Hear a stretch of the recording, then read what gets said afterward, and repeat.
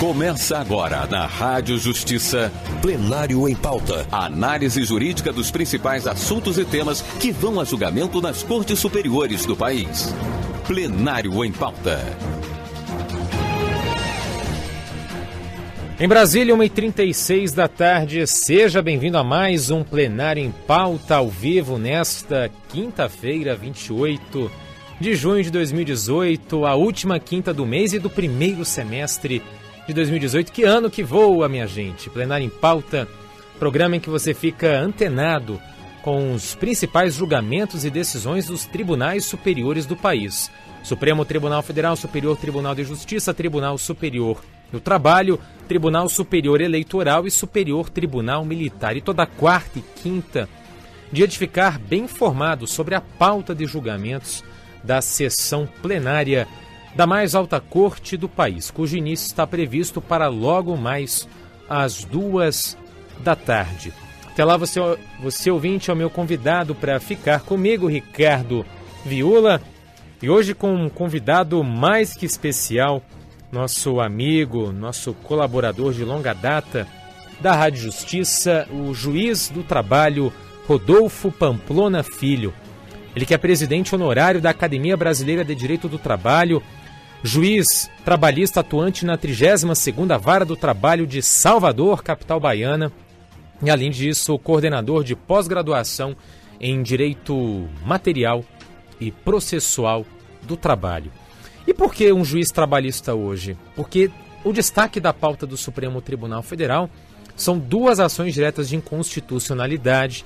Para você que já está expert no direito, vou falar aqui os números. ADI 5794, ADI é sigla para Ação Direta de Inconstitucionalidade. Combinado. E ADI 5826, repetindo, ADI 5794, ADI 5826. Ambas sob a relatoria do ministro Luiz Edson Fachin. Ou seja, o ministro Fachin é o responsável por esses dois processos, pelo andamento desses dois processos aqui no Supremo Tribunal Federal. E são duas ações que questionam mais uma vez a reforma trabalhista. A reforma trabalhista com quase 8 meses de vigência no país e polêmicas e controvérsias sem fim. E dois pontos da reforma trabalhista estão sendo questionados nestas duas ações. O mais polêmico de todos, que é o fim da contribuição sindical obrigatória, e um segundo momento, a criação da figura do trabalho intermitente. As duas ações foram apresentadas pela Confederação Nacional dos Trabalhadores em Transporte Aquaviário e Aéreo na Pesca e nos Portos, e ainda a Federação Nacional dos Empregados em Postos de Serviços de Combustíveis e Derivados de Petróleo. A expectativa é que o STF comece a julgar essas matérias na tarde desta quinta, lembrando que temos hoje um total de 26 ações diretas de inconstitucionalidade contra a reforma trabalhista aqui na mais alta corte do país. E antes de fazer a primeira pergunta ao nosso convidado, dizer que você, ouvinte, está sempre convidado para participar do programa. Então, se tiver pergunta, dúvida ou mesmo um simples comentário, basta escrever ou enviar um áudio para o nosso WhatsApp 999758140, 999758140, código de área é o 61. Meritíssimo, seja bem-vindo, muito obrigado por mais uma vez participar da programação da Rádio Justiça. Boa tarde. Ricardo, é um prazer enorme estar com vocês mais uma vez e para discutir de matéria trabalhista na pauta do Supremo Tribunal Federal, esta que é uma questão extremamente importante, que é justamente referente à reforma trabalhista. Meritíssimo, antes de esmiuçar o mérito do que está sendo questionado, uma pergunta panorâmica, ou seja, uma avaliação sobre o contexto em torno desses processos aqui no STF. Temos 26 ações diretas de inconstitucionalidade contra a reforma trabalhista em menos de um ano de vigência da norma. Isso nos leva a refletir sobre o processo de tramitação, de discussão, de votação dessa lei no Congresso Nacional? Sem sombra de dúvida, e é muito bom conversar contigo justamente para mostrar essa inteligência. Que pergunta pertinente.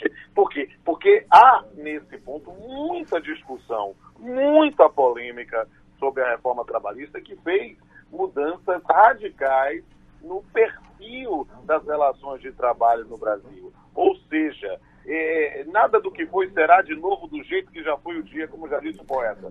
E, de fato, o que há nesse campo, em diversos institutos jurídicos, alguns tradicionais e outros absolutamente inéditos, né, com a discussão sobre constitucionalidade. Por quê? Porque, se for reconhecida, e a palavra final é do Supremo Tribunal Federal, se for reconhecida a constitucionalidade de toda a reforma trabalhista, não há a menor dúvida que o perfil do direito do trabalho no Brasil mudou profundamente.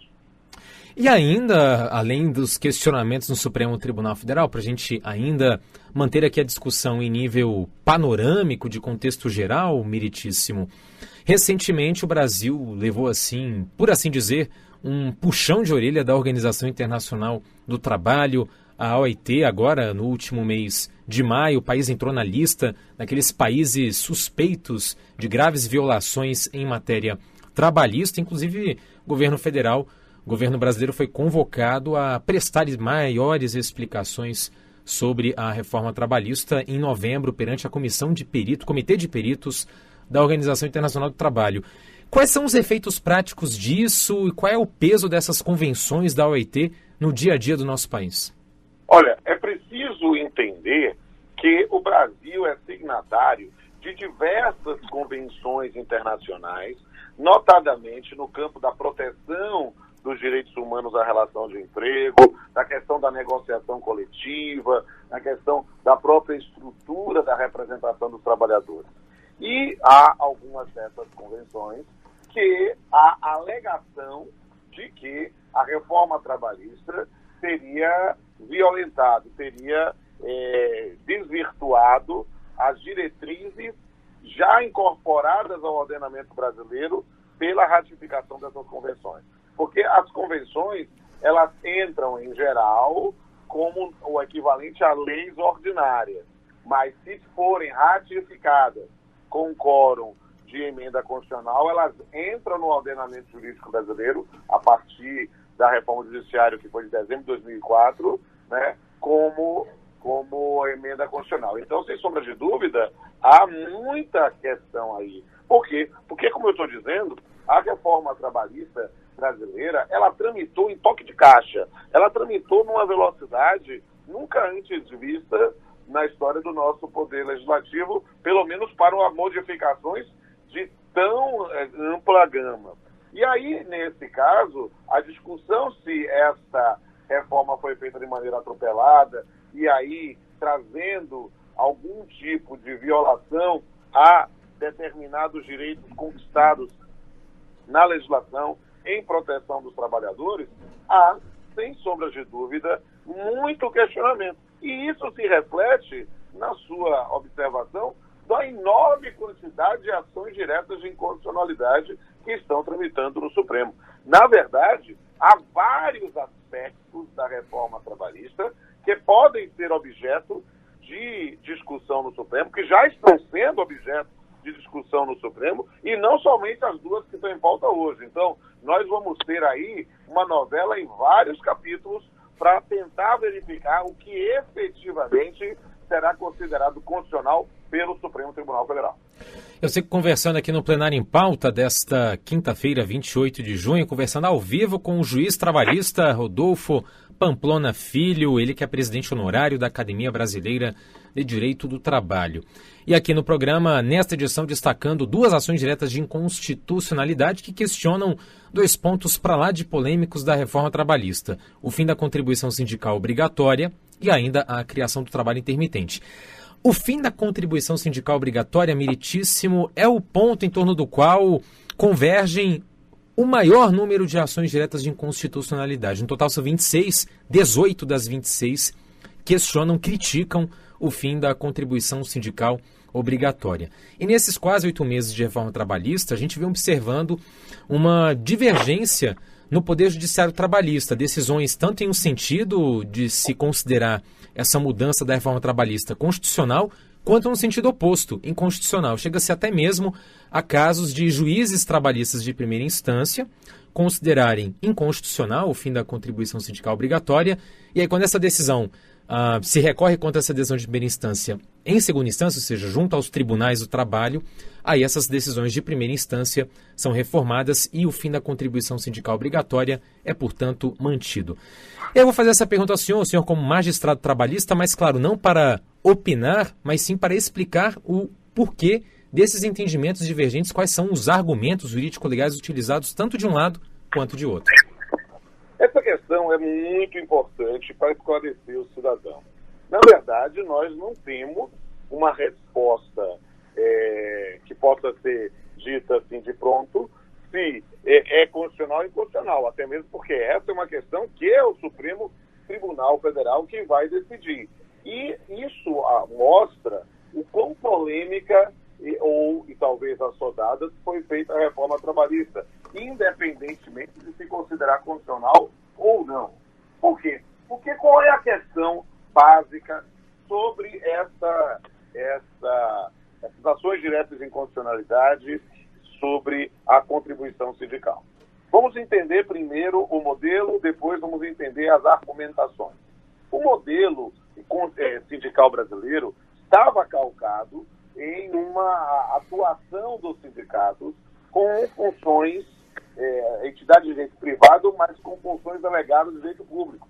E dentro disso, tínhamos, pelo menos como previsão assente, há uma contribuição sindical obrigatória de sustento do sistema sindical. Por quê? Porque se exercia uma função muito importante de fiscalização, de assistência, de reivindicação, de defesa dos trabalhadores.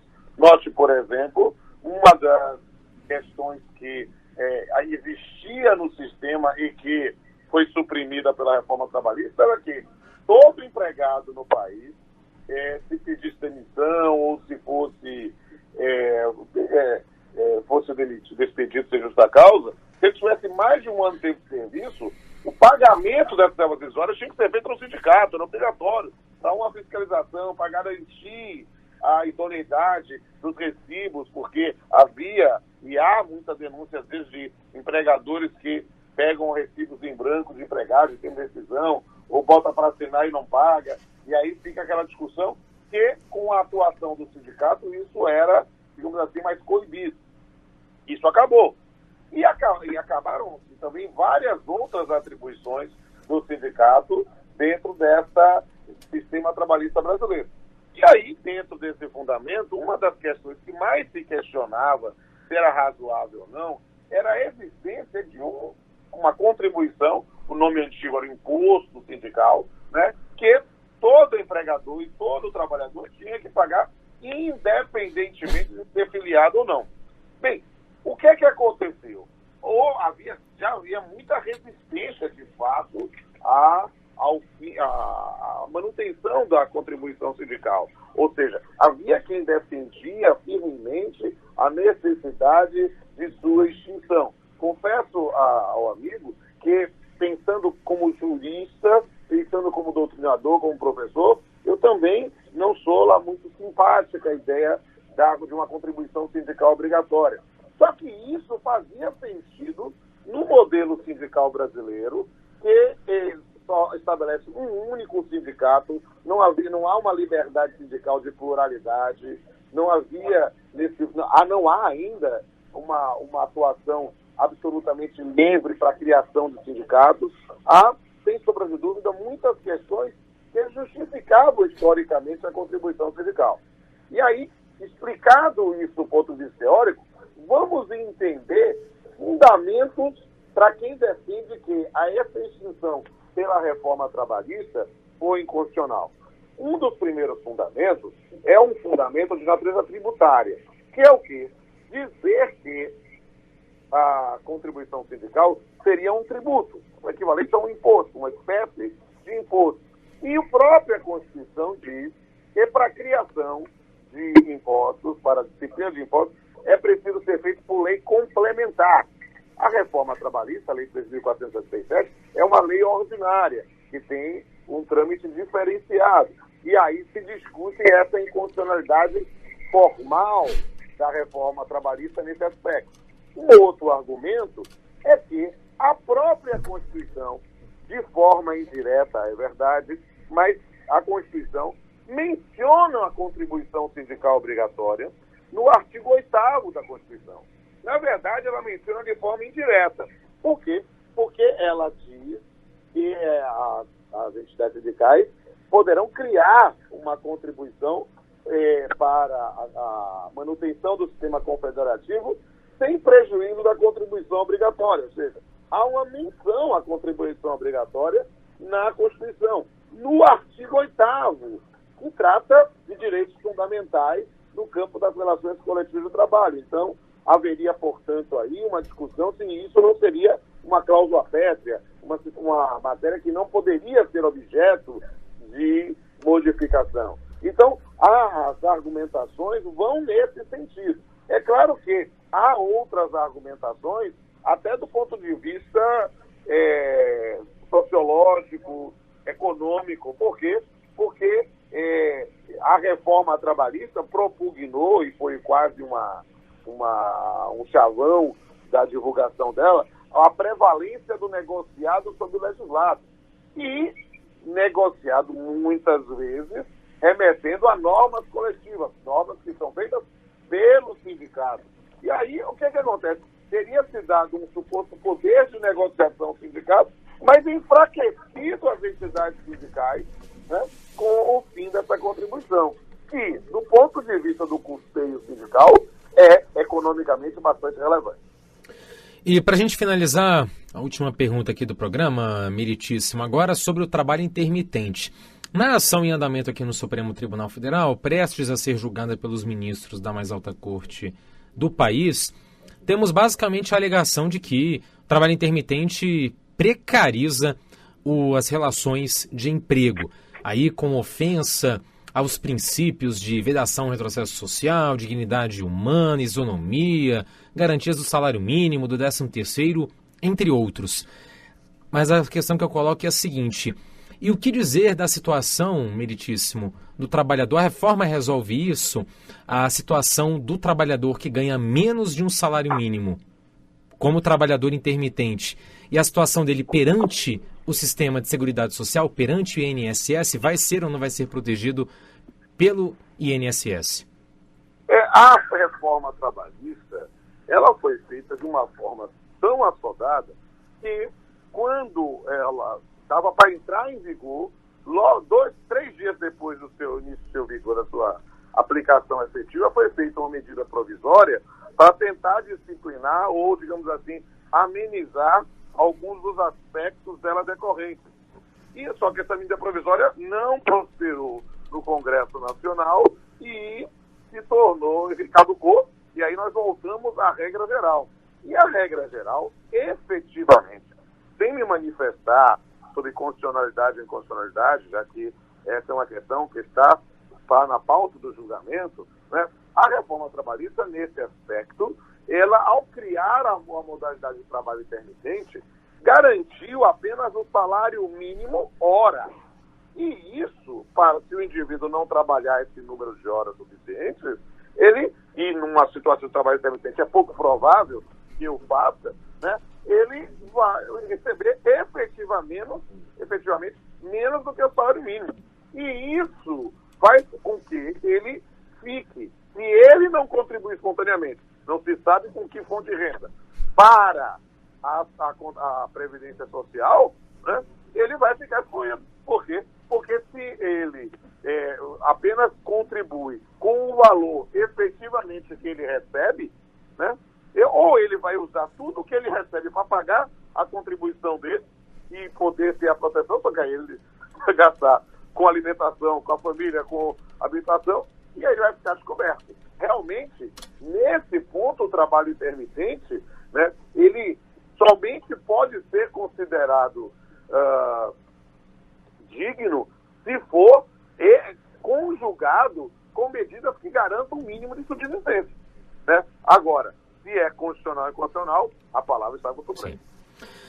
Juiz do Trabalho Rodolfo Pamplona Filho, ele que comanda a 32ª Vara do Trabalho da capital baiana, Salvador, além disso, presidente honorário da Academia Brasileira de Direito do Trabalho e coordenador de pós-graduação em Direito Material e Processual do Trabalho. Meritíssimo, sempre uma alegria conversar com o senhor. Muito obrigado por estes importantíssimos esclarecimentos e aproveito também para desejar um ótimo fim de semana. Até a próxima. Um prazer todo meu estar aqui à disposição do cidadão. E da Rádio Justiça é uma honra que eu faço questão de ter sempre. Em Brasília, 3 minutos para as 2 da tarde. Você acompanhou até aqui mais um Plenário em Pauta ao vivo, nesta quinta-feira, 28 de junho. Hoje, destacando a pauta de julgamentos, aliás, as 2 ações na pauta de julgamentos do plenário do STF contra a reforma trabalhista e, mais especificamente, 2 pontos que foram abordados aqui. O fim da contribuição sindical obrigatória e a criação do trabalho intermitente. Agora é conferir, logo mais, qual vai ser o resultado, em que direção baterá o martelo do Supremo Tribunal Federal. Ponto final no programa, que teve a minha apresentação de Ricardo Viula, trabalhos técnicos aqui nos estúdios de Ariel Feitosa, coordenação de jornalismo Arthur Filho, Secretaria de Comunicação Social do Supremo Tribunal Federal. Você fica agora com os últimos destaques do Poder Judiciário em todo o país, no Boletim de Notícias, edição da hora. Na sequência, dentro de 10 minutos, tem início a transmissão ao vivo na íntegra e sem cortes de mais uma sessão plenária do STF. Até já. Você acabou de ouvir na Rádio Justiça Plenário em Pauta. A análise jurídica dos principais assuntos e temas que vão a julgamento nas cortes superiores do país. Plenário em Pauta.